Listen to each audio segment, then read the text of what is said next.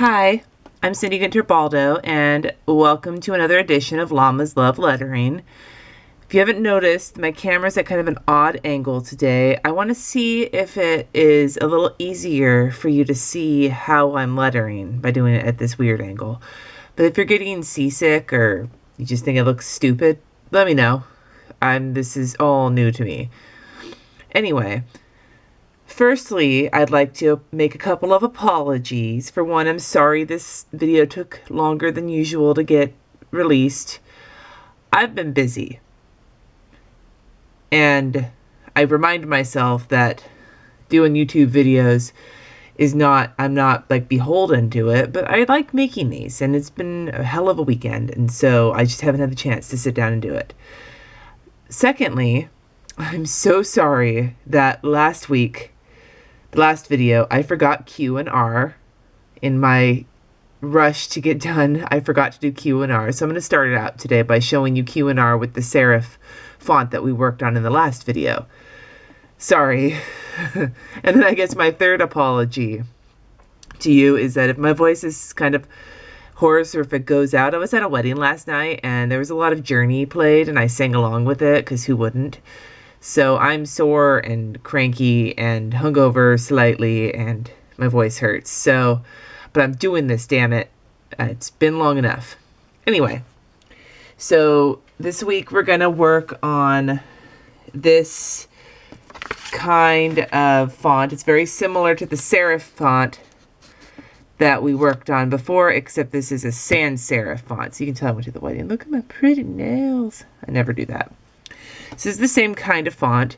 It's just instead of with the serif on it, it's sans serif. Now, if you don't know what the difference between serif and sans serif is, I can't remember if we talked about it or not. We probably did, but hungover. This little that's a serif. You see how there's not one of those? On this, this is a sans serif letter. You add the serifs on, and now it's a serif letter. Get it? Anyway, so instead of doing the lined worksheets, because if I was going to be doing those this week, I swear to God, it would never have gotten done because I am just that tired. I just decided to do a sheet of the alphabet the way I do it to give you something to practice on. And we're going to kind of do what we did last week and just work on graph paper. Again, this is kind of taking your own printing and fancying it up a little bit. It's pretty self-explanatory, but I'm going to just write through each letter so you can see how I do it to give you kind of the idea. One of the things you'll notice, and I can kind of zoom in here. Let me see if I can do this without knocking the camera over. Zoom. Notice I didn't fill the letters in all the way. I like that scribbly look. Let me see if I can zoom back out. Zoom back out. Woohoo! Back to normal. I didn't fill them in all the way because I'm lazy, for one. And for two, I like the scribbly look. You get a little bit more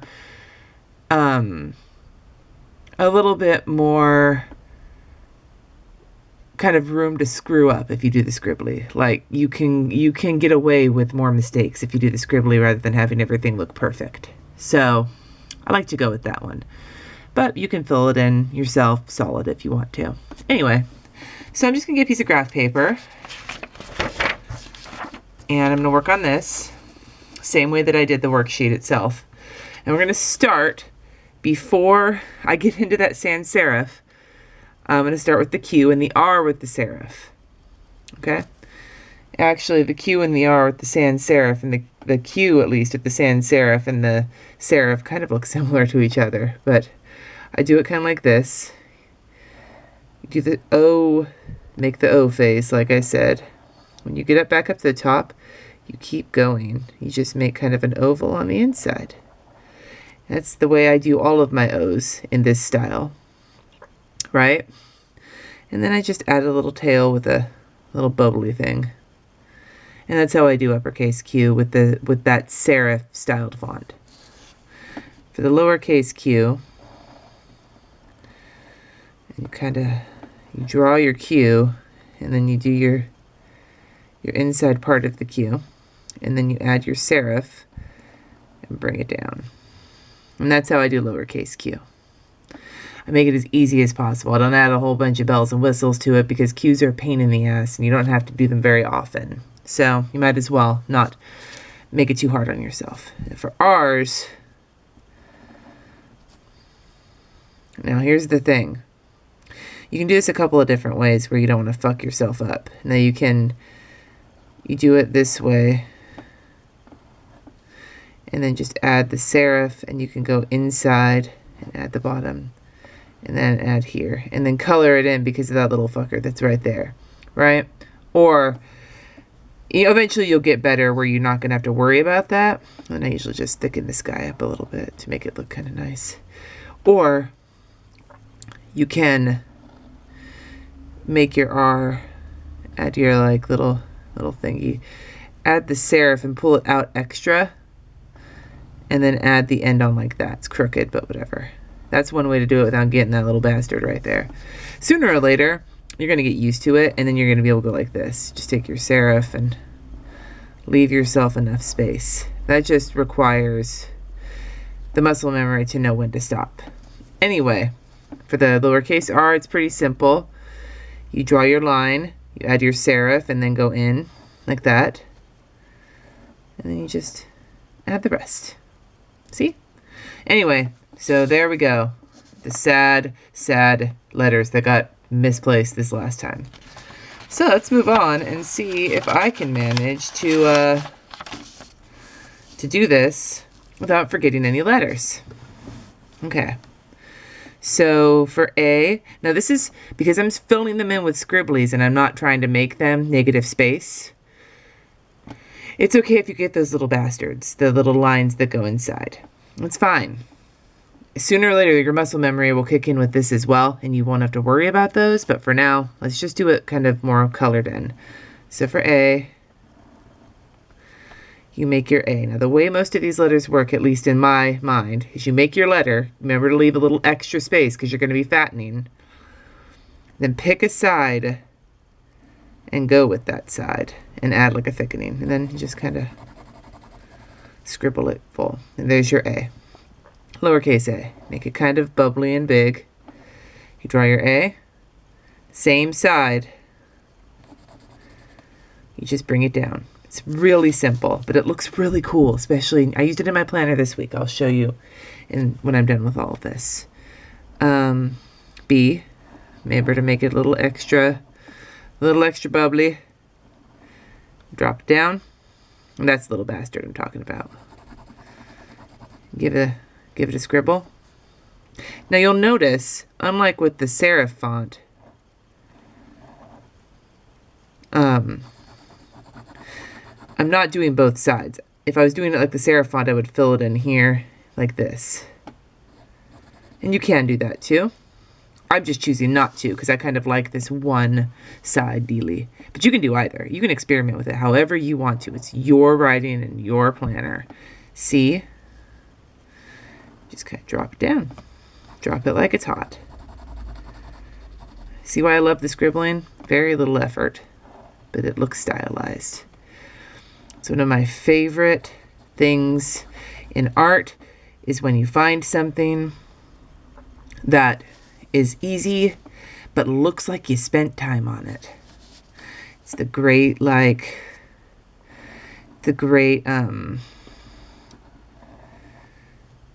magician's tricks of the art world. I worked with someone once at the D, same deal. I worked with someone once who was able to draw a bowl of cereal using just negative space. She would just color in the shadows, and you'd watch her do it. See how you did the D there? You just leave it. Again, if you wanted to do both sides, you could go like that. That's not what I'm trying to do, though. The Ds that I was doing look like this. See? Anyway.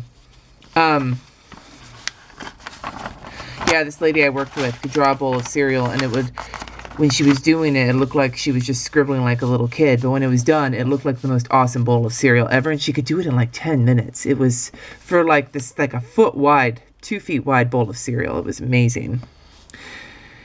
Anyway, E. Now you got to be careful when you do E's and F's for these lines that come out.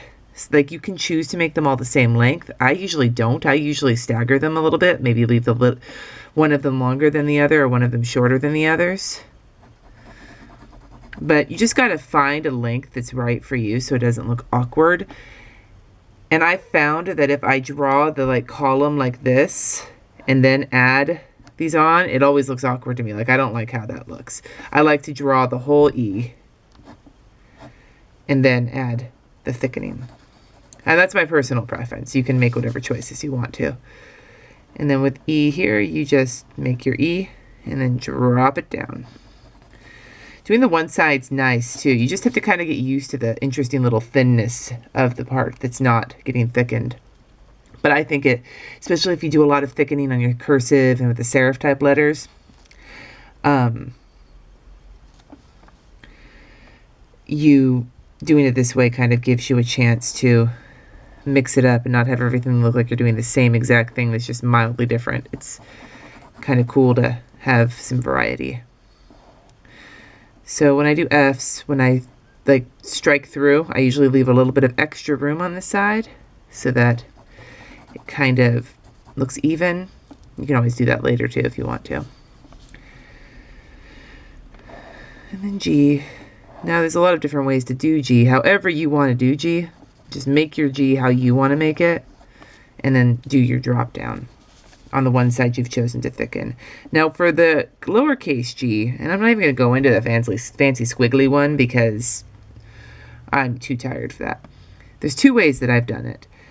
One is where you bring it up around like that, like a usual kind of G, you know, and then I drop down here, and then because this curve right here is like in the same like zone, I would drop down there too. So you can do it like that. That's not how I did it on the worksheet. How I did it on the worksheet was a way where you kind of avoid that situation by making your G and then having it kind of be abbreviated and then just drop down here. But you can do it either way, whichever way you like. This way it looks kind of unfinished, but the whole font to me looks unfinished, so that kind of goes. But this is cute too. Your call, your planner. I say that a lot. I keep taking a lot of space today. Okay. One day I'm going to figure out a good filming situation, but not today. Okay. G, H. I'm not missing any letters today. H. Draw your H and then thicken one side. And then same here. Remember to make it a little extra poofy. And then thicken one side. So since I've been rambling a lot in this video, and I think it's because okay, like I said, I was rambling. With the eye situation, I guess if it was going to be sans serif, I wouldn't have done these two serifs here. But I just don't like the eye by itself with no little things. It makes me think of an L. So I just do that to differentiate. But you could do it like this for uppercase I. Just draw a little rectangle. You can do that too. I just don't like it that much. Same with the lowercase I. I don't do as big of a serif, but I do kind of similar. And again, if that bugs you that you have the serif, you could just do it this way. I just can't physically bring myself to do it like that. For some reason, I don't like that. Anyway, J. Again, I did the same thing. There's your J. Now you can add the serif, which is what I usually do, even in this font style.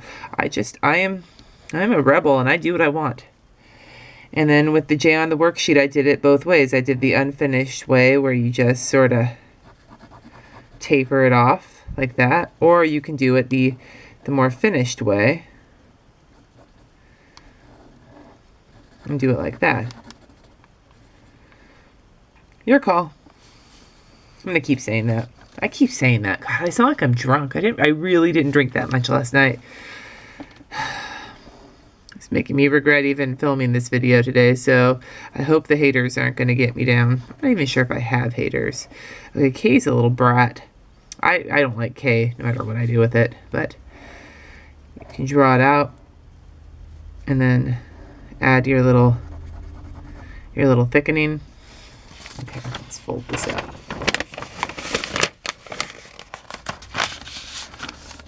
Okay, where are we at? K, L. Okay, so L, unlike the I and the J, I don't add the serif to the L. I just draw my L, and then I add my little thickening to it. And then the thing I was saying about the I, the uppercase I do my lowercase L like that, because I like that. I think that looks better. Whatever. You could also add the serifs onto it if you really want to, if you want to be a rebel. Now, M and W, we'll do M now and then W when we get there. M and W are the two uppercase letters where I break my own rule, because I just don't like this. I don't like that. I think it looks really weird. I don't know why. So with uppercase M, I will thicken the next side. Like I'll pick, and this still, I drew these wrong. Let's try this again. I'm not happy with it. Uppercase M. I'm gonna fatten it here. Yeah, that works better. And then fatten it there. And I like that a little bit better. You just have to play around with that, because I'm never, there's always some letter that's like a little briat, whatever. This is like a biatch and a brat at the same time. Kind of like a gruel in Mean Girls. Now with the lowercase m, I usually leave it like this. That's why I did it that way on the worksheet. But you can also add this to continue the same kind of idea. Your call. And though I leave normal, I just do this. And then I thicken the one side. And then lowercase n.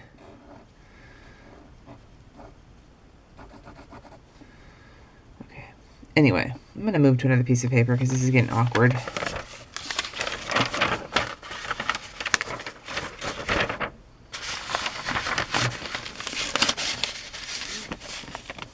Okay. O.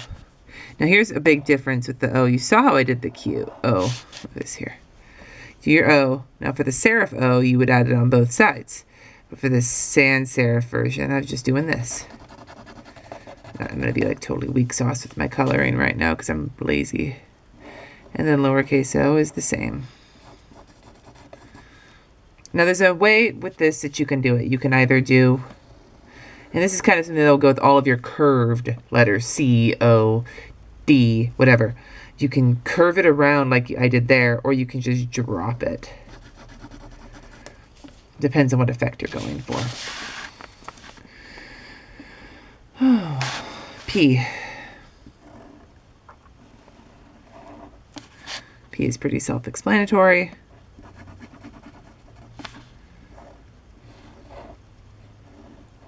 Now you probably have noticed that sometimes I just bring it straight in and sometimes I kind of go around that line. It just depends on how I want the letter to look. It's something you just have to eyeball. Like,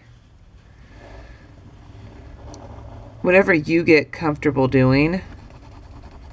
Then there's Q. You'll get comfortable doing it your own way. You know? Whatever you think looks good to you.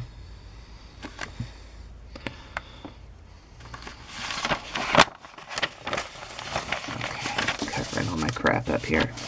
I'm still not used to this filming angle, so you can tell I am the queen of being a YouTube professional here, aren't I? I'm not getting paid, so I guess I'm not technically a professional. Okay, so R, same deal as P. You just drop it down. And there you go. And then you can do it the same way where you draw the R and just thicken it, but I've just gotten so used to drawing that little rectangle that I do it without even thinking about it. Okay, S is kind of a fun one. Now, often when I draw an S, right when I print an S, I go like this. And then if you thicken it, it kind of looks like that, and that's stupid looking. So no, we're not doing it like that. The way I do my S's for this specific font is I flatten my S's. I do them kind of like that. Uppercase, lowercase. because then you can kind of find a starting spot and just sort of crap. That looks like crap. No, whatever. It looks like that. That one looks kind of janky, but whatever. It's because I was watching the camera instead of my hand. But if you flatten it like that, then you can thicken the S and have it look a little bit more like, without looking like derpy. Okay. Okay, T.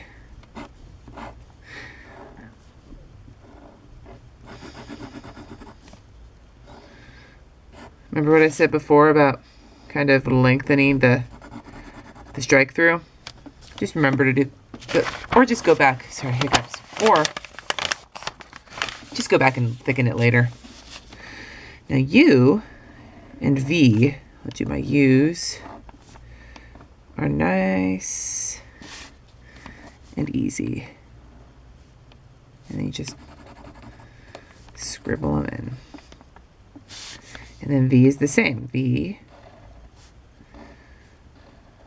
and then bring it in and scribble it in. See how this one is probably a more simple one? The reason I didn't introduce this one before I did the serif one was because the concept of this one, to me, the serif one makes more sense because it has the area to, the W, by the way, I do the same thing as I do with the M. I break my own rule with the uppercase W. Anyway, like I was saying, with the serif version of this kind of thickening, because you have the serif like drawn there, it automatically gives you a spot to like thicken it up. It's not how I want you to do your W's. You can do them like this, but it's just demonstrating for the sake of argument. The serif kind of gives you an idea of what you need to start doing. The sans serif, you got to kind of go on faith that it's going to look interesting. And it does. Like I said, it's your planner. You do it how you want to do it. X, just thicken one of the little X marks the spots. It's your planner. Nobody can tell you